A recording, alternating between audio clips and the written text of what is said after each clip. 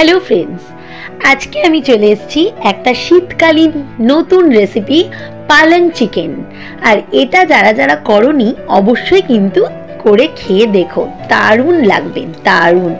সত্যি বলতে আমি এটা যেদিন প্রথমবার খেয়েছিলাম আমার কিন্তু অসাধারণ লেগেছিল, আর আজকে আমি সেটা নিজে হাতে করেছি। তো চলো কিভাবে করলাম তোমাদের সাথে একটু শেয়ার করি।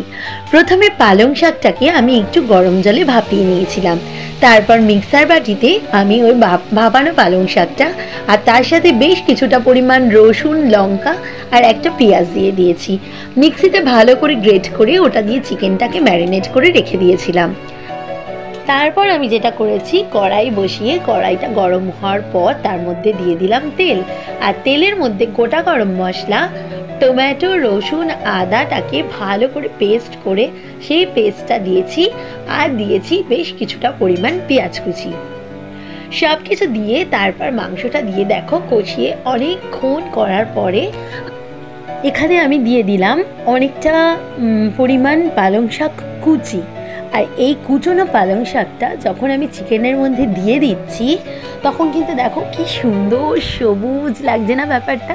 এবার এটাকে ভালো করে মিশিয়ে নিতে হবে, আর মিশিয়ে নেওয়ার পর দেখো অলমোস্ট আমার রান্নাটা কিন্তু কমপ্লিট হয়ে গেছে। এবার যেটা দেবো এর মধ্যে সেটা হচ্ছে বাটার, বেশ অনেকটা পরিমাণ মাখন আমি এর মধ্যে দিয়ে দেব।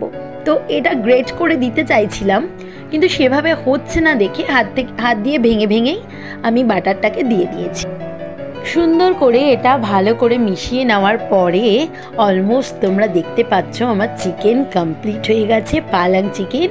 আর এটা কিন্তু রুটি, পরোটা, এমনকি আমার মতো যারা ভীত আছো তারা ভাত দিয়েও খেতে পারো।